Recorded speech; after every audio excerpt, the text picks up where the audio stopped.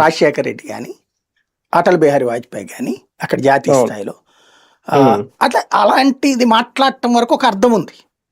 కానీ దాన్ని యుగ పురుషులు లాంటి పదాలు కరెక్ట్ కాదు నా దృష్టిలో అయితే. బట్ వీళ్ళు అట్లాంటి మాట్లాడడం కరెక్ట్ అనుకునేవాళ్ళు కాబట్టి చప్పట్లు కొట్టాల్సిందే. అది తప్పదు సార్. ఒకటి 2014 నుంచి ఇప్పటి వరకు రాజకీయాలు అబ్జర్వ్ చేస్తే ఓకే, అంతకుముందు కూడా ఉంటాయి కానీ పక్కన పెట్టేసి అబ్జర్వ్ చేస్తే ఒకప్పుడు ఇదే ఎన్డీఏతో ఇదే భారతీయ జనతా పార్టీ కలిసికట్టుగా నడవడం, తర్వాత మళ్ళీ విడిపోయిన తర్వాత మోడీని వ్యక్తిగతంగా కూడా తిట్టిన సందర్భాలు ఉన్నాయి. ఓకే, ఇప్పుడు అనవసరం అనుకోండి, మళ్ళీ ఇప్పుడు కలిసి వెళ్తున్నారు. ఎప్పుడు తెలుగుదేశం పార్టీ అంటే ఎన్టీఆర్ కి ఇచ్చే ప్రాధాన్యత, ఎన్టీఆర్ గురించి చెప్పేది, తర్వాత వీళ్ళ గురించి చెప్పుకునేది.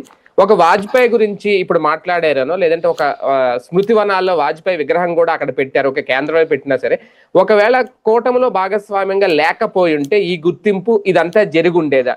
ఒకవేళ దేశ నాయకులకు ఇలా గుర్తింపు నాయకులకు పెడితే ఎన్టీఆర్ గారు పెట్టారు, ఇందాక మీరు అన్నట్టు ఇప్పుడు వాజ్పేయి గారికి పెట్టిన వైఎస్ రాజశేఖర రెడ్డి విగ్రహం కూడా పెట్టాల్సిన అవసరం ఏదైనా ఉందా? అక్కడ అవసరం లేదు. బేసిక్గా ఎన్టీ రామారావు విగ్రహం, అటల్ బిహారీ వాజ్పేయి విగ్రహం అయినా సరే ఇక హెడ్ క్వార్టర్ కాబట్టి పెడుతున్నట్టు. పెడితే రాజశేఖర రెడ్డి కూడా పెట్టాలి, కాకపోతే పెట్టరు కూడా వీళ్ళు. అదే అక్కడే రాజకీయంగా తీసుకుంటారు కదా. ఇంకొకటి ఏంటంటే భారతీయ జనతా పార్టీ ఇప్పుడు కూటమిలో ఉండటంతో పాటు వ్యక్తిగత ఆలోచనలు కాకుండా పార్టీ ఆలోచనలు చేశాడు కాబట్టి మాధవ్ ఇది సాధ్యమైంది. ఇదివరకు ఉన్నటువంటి వాళ్ళు కూడా కూటమి ఉన్నప్పుడు అధ్యక్షులు ఉన్నారు, వాళ్ళు వాళ్ళకి సంబంధించిన